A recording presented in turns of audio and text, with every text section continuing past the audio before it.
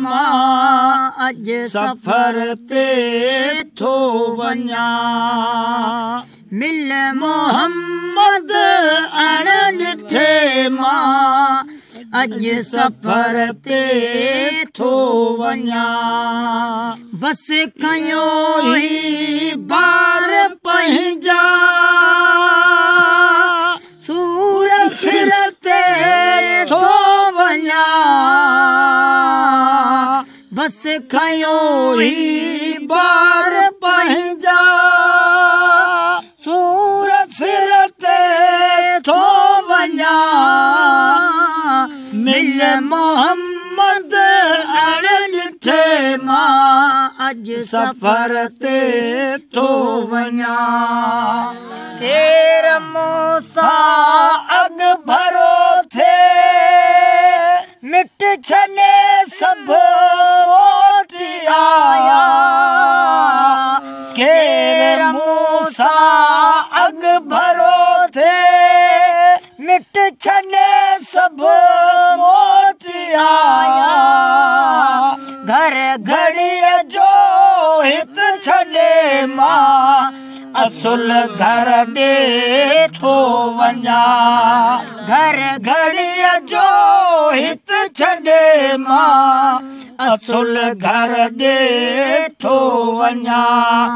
बस खयो ही बार पंहिंजा सूर सिर ते थो वञा बस खयो ही बार पंहिंजा सूर सिर ते थो वञा मिल मोहम्मद अण ॾिठे मां अज सफ़र ते थो वञा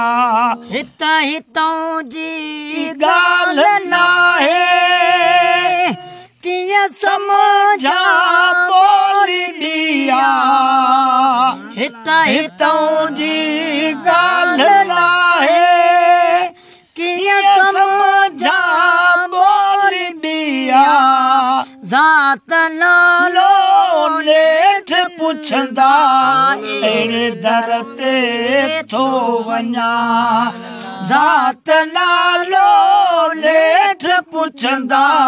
अहिड़े दर ते थो वञा बस कयो ही बार पंहिंजा सूर सिर ते थो वञा बस खयो ही बार पंहिंजा सूर सिर ते थो वञा मिल मोहम्मद अण ॾिठे मां अज सफ़र ते थो वञा मिल मोहम्मद अण ॾिठे मां अज सफ़र ते थो वञा आई मुश्किल कंहिं न टारी बस मोहम्मद जो बिना आई मुश्किल कंहिं न टारी बस मोहम्मद जो बिना को बनाए साण संगती रुञ कलर ॾे थो वञा को बनाए साण संगती रुञ कलर ॾे थो वञा बस खयो ही बार पंहिंजा सूर सिर ते थो वञा बस खयो ही बार पंहिंजा सूर सिर ते थो वञा मिल मोहम्मद अण ॾिठे मां अज सफ़र ते थो वञा सार मुंहिंजी लहज सयदा कारणे परदेस में सार मुंहिंजी लहज सयदा सैयद साईं कारणे परदेस में मुसाफ़िर ऐं अकेलो दूर दर ते थो वञा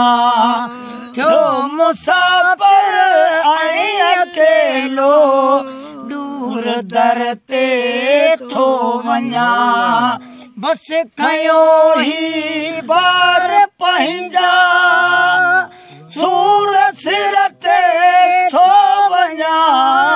बस खयो ही बार पंहिंजा